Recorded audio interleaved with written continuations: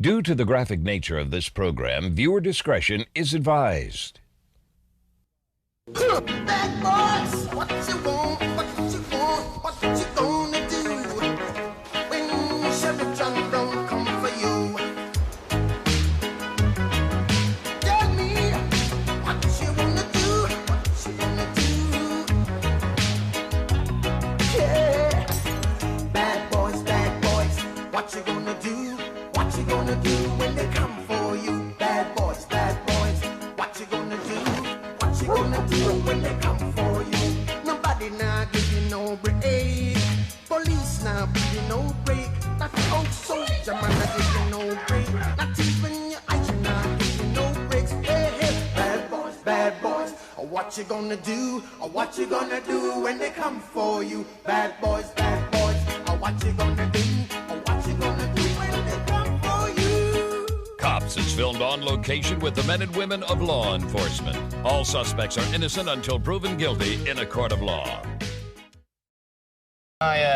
We got dispatched to a call once where somebody had been shot on the corner. And when we show up, there's this lady. She probably didn't believe that we were going to help her out just because of her past and just because some of the things she did. She'd been arrested for prostitution.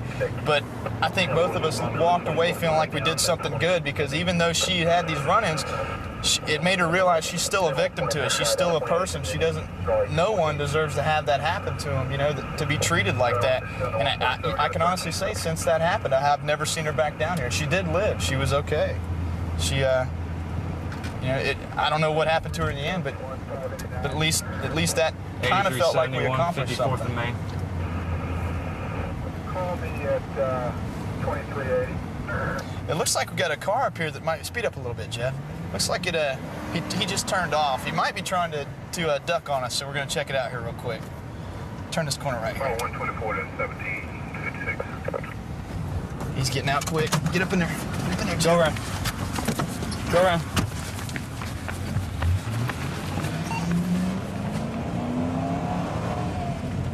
Going to a guy just bailed out of a vehicle. He's running northbound. He should run right up on him here.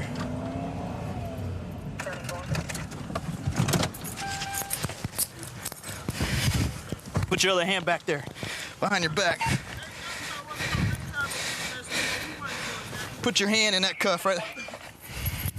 Jeff, tell him I'm 77. He threw dope behind his house. Don't you go back there. Stay up here. Keep everybody in front. Back over there. You got him? Yeah, hey, Jeff, I saw it. If you'll hold him, I'll get it. Okay. I saw him throw it. I'll get it. It's back here on the ground. I don't know what it was. You all right, Jeff? He ran up to this fence and threw something in this way.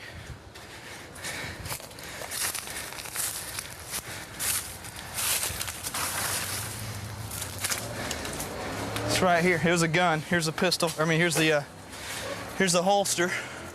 There's gonna be a gun here somewhere. 10-1, ma'am. No longer going to be riding with Bravo 234. I'm going to be in my own unit, Bravo 366. Let me look under this car real good.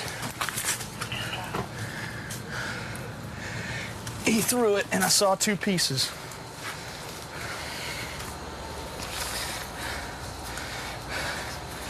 But he came back up behind me. He could have grabbed it again and took it inside because he doubled back.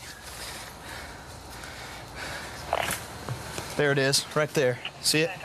Right there in the bushes.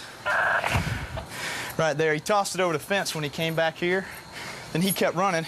I kept running with him. I heard him turn around. So I came back. When we came back around the front of the house, we met head on. I think he saw the car when we came up on 33rd Street because he came right back towards you. I'm going to leave this here. Yep, that was his. Go ahead and just dump it out right here.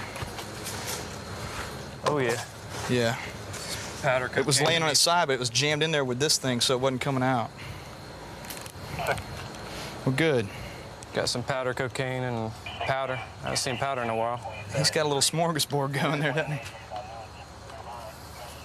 I got the ET and Rowdy's coming from 501 Okay, now. thank you. So they can process everything. Yeah, I'll just stay back here with it until he gets here, and then if you want, we can just, there's no hurry, we can just take care of it one little step at a time. Okay. It's a good little mount right What there. else did he have on him up there?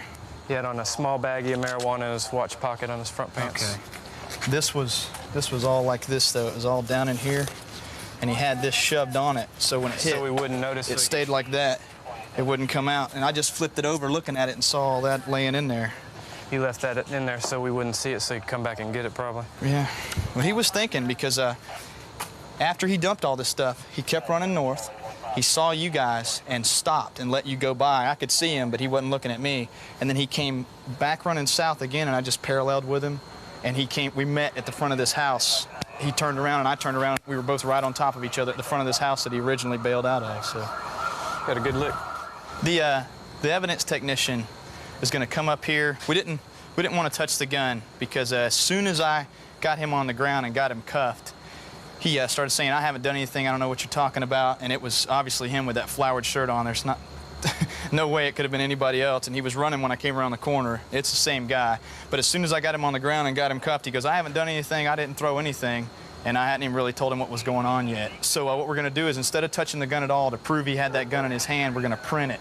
And if his prints come back on that gun, there's no doubt. So. Oh, okay.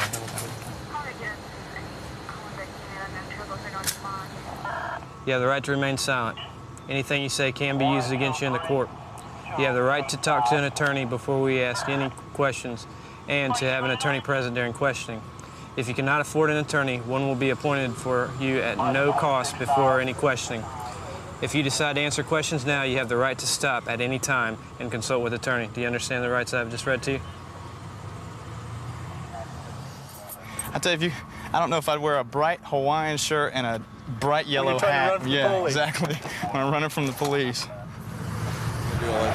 Yeah, we'll just put him in your car, and we remembered to bring the computer for once, so we'll just knock it out on that. You want to do that, Jeff? What? We'll put him in Joe's car, let him sit there, we'll knock out the docket in our car. Right. And that way we don't tie up Danny any longer. Okay. Got nice bit of powder, a little bit of marijuana, nice bit of crack. Wow. Come on out here, partner. You watch that, sir. He was doing good. I got it. Spread your feet a little bit. Spread your feet some. There you go. Need that? Yes, thank you.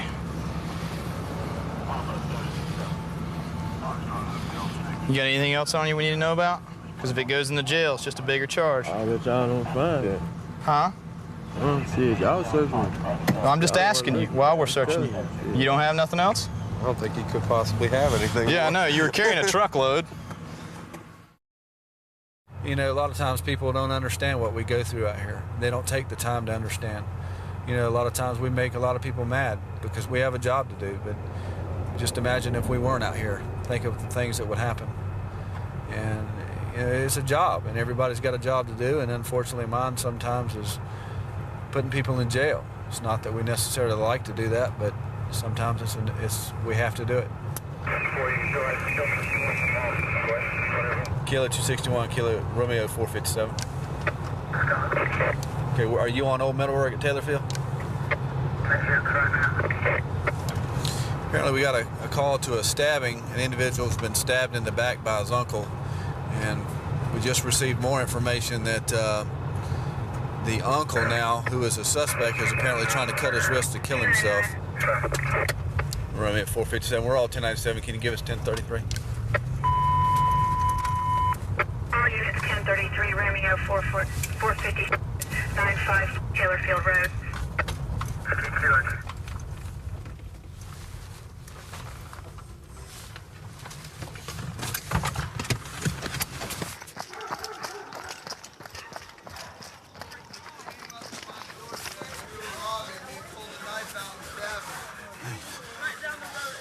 My hands are getting cold. Don't worry about that. That's not the problem. He needs an ambulance. Okay, bud. Okay. My brother's been doing pills. That's the only weird thing. Oh, God. Romeo at 457 if you I don't care what the hell we're on. 1068 on rescue. My fingers are getting cold. That's not the problem. He needs an ambulance. Okay, bud. No, I'm scared to let go. I really am. Yeah, scared just to let go. just hold It was pressure. congealing on my arm Hold a while ago. pressure. I don't want to let go right now. Okay, just I'm hold not even pressure. sure if I That's the got the best thing. right spot, I'm telling you. Just hold pressure. Where's your uncle live? Hey, buddy. Hands are getting numb. Okay. Where's your uncle live at? Right? Okay. You say so. Where? How close? Larry, did you show him where? Yeah. Y'all got it on camera. Ma'am, listen to me. Listen to me. Here's what you need to do. We need to get him down, lay him down, and we need to get his feet Yeah, up. I can do whatever. Okay? Just tell me what Come you on, got get to up. do. I'll tell you anything Get up. you want to know. Try to hold pressure, okay, the best you can. Lay down flat on my belly. Yep, just lay down. It's coming. No, other way. Turn over. The Come here. holes in my back. I understand that. Come on over here. Just keep pressure. I understand. Now get your legs up. Can you come hold his legs up? I haven't done this since wrestling. Just Rex. There you go. There you go. Now, what that does is that keeps the blood down, okay? Just relax. Everything's going to be fine. We'll get rescue here just as quick as we can. I've lost a lot of blood and I'm feeling the effects. Okay. Anything you want to know? I mean, I did some things wrong. I said some things I shouldn't have, but there ain't no way I deserve to be stabbed. Calm, baby. Calm. Try to breathe slow. Okay, is he cut? Is he cut at all? No, I'm cut. He threw a stick at me, pulled out a knife and stabbed me. I felt the blood running down the back of my leg and ran over here and they kicked me out of their house. Calm, Richard, calm. Well, they're going to take him to wherever the closest Well, I think is. that's rude. I got stabbed and they just get off the couch. You're bleeding. Rescue 71 down to Super I don't know. He threw a stick at me, and then I jumped up out of the chair and went at him, and he did something, and I turned around and he stuck me in the back, and I looked at him. And he had the knife there in his hand, so I ran up here and called the popo. Apparently, at this point, we may have a barricaded suspect also. 737, I'm coming. Apparently, the uncle doesn't want to come out. They got units that are there, and he doesn't want to come out. Why don't you answer that phone and see if that's him, okay? Tell me what you want, and I'll do it. Kind of crawl up on this stretcher. Okay. Easily. Don't My head up there? No, right there. Hello? Okay, here's what I'll do for you. They're not going to mistreat you, okay? I can tell you that. They're not going to do that. Okay, well, I understand that, but I can assure you they're not going to do anything to you if you do exactly what they tell you them to do. 834 Romeo 457.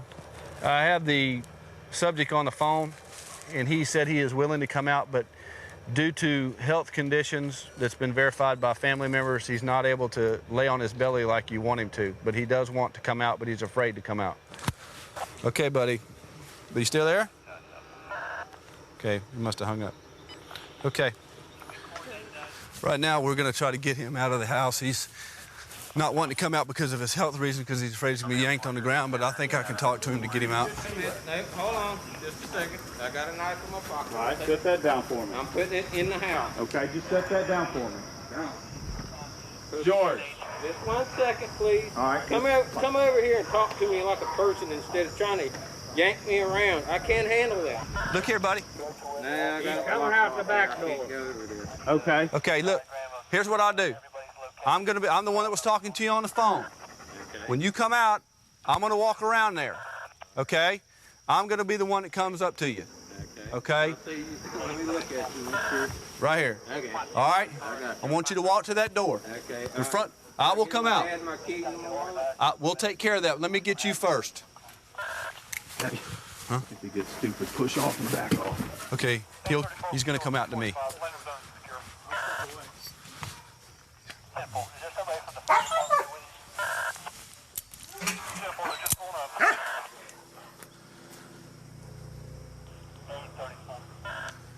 He's fixing to come out, and I'll let you know something in a minute. We're just 10:23. Here's my wallet. Okay, that's fine. Just come on out here. Okay. Hey, turn around. Read the letter. That's fine, buddy. Turn around. Hey, man. See how painless that was? Well, good job. Good job. Would have done it before. All right, be careful now. Knee, right, my left knee. I got to go down like this. I understand. That's fine. Do whatever you got to do. That's what I was Okay. trying to defend myself. I understand. Hey, look, we'll get it all straightened out, okay? You know, how bad did I hurt him? I don't... Well, he's bleeding a little bit, but I think he's going to be okay. Let me ask you this question now. Have you been advised of your constitutional rights? I know what they are. Well, I'm going to advise you anyway, okay? You have the right to remain silent. Anything you say can and will be used against you in a court of law. You also have the right to an attorney. If you cannot afford one, one will be appointed to you by the courts. You understand your rights? Police officers been the same for a long time, ever since I've been one. It's getting harder to do now, but the job's the same. We try to protect lives and property. We try to keep the peace out here. Try to keep everybody happy. It's almost an impossible job, but it's good job security. Okay, we're going to a domestic dispute between a mother and her 16-year-old daughter. Back behind us there.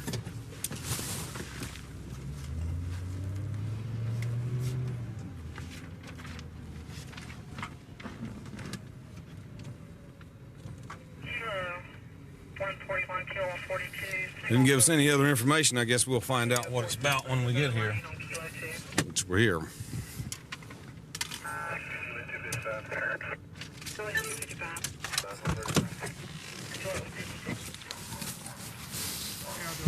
I got a 16-year-old daughter.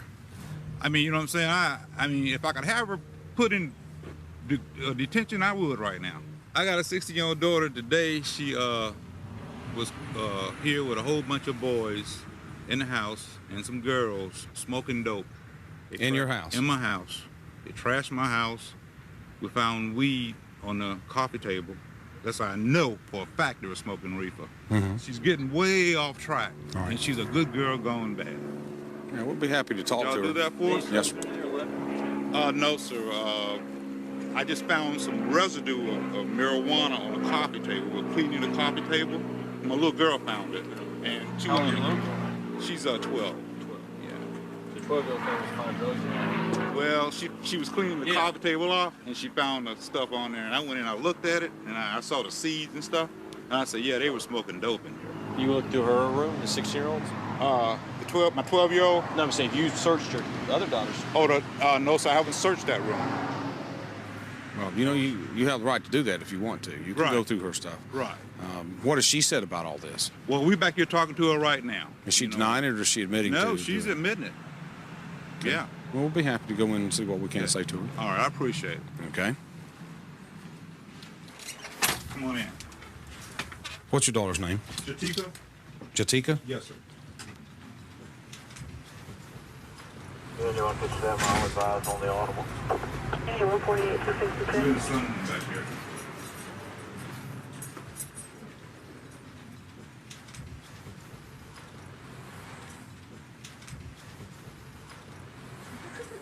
This is my wife, Pat.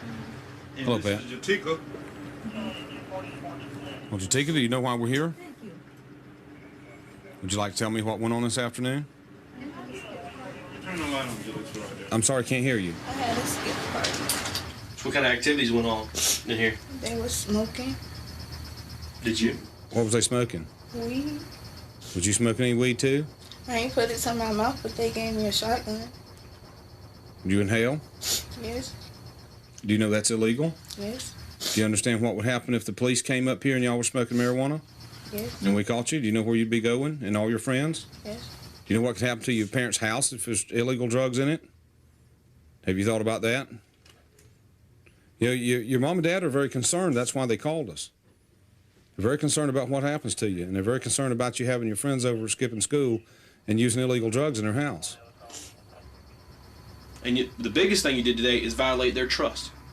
They cannot leave this house right now without knowing what you're going to do. How can they go to work and think my girl may be skipping school and in with a bunch of boys? Because you know there's a whole bunch of things running through their heads right now. Teenage pregnancy, drug abuse, and God knows what could have walked off today. Your parents have some nice things in this house. Things they work for. They don't want to see them disappear. That's what happens when you bring these other people in your house. Actually, their house. No more drugs and no more skipping school. Do you understand? Yes. If you get caught again, if I get a call around here, or the other officer, or any of the other officers, this kind of activities going on, there ain't going to be a second chance. Do you understand? Do you know where you're going to go? Don't want to hear any complaints about it. Where are you going to go? Jail? You're going to get locked up. No questions asked. Are we clear? Yes. And the reason why your parents are doing this is because they love you. Because if nothing else, if they know you're in a locked facility, they know you're all right. That's what it is love. They're not doing this because they're mean, it's because they love you and they care for you. We've been to a lot of houses where they wouldn't have called because they don't care. Your parents care. They want to see something, want to see you make something out of your life because they can see where this is heading. If all you want out of life is to sit around and smoke dope with some boys that probably ain't going to go nowhere, that's easy. But if you want to make something in your life, it's hard. Call us back if there's any more problems. Yes, sir. Appreciate it. Thank You have a nice day. Okay. Thanks for coming.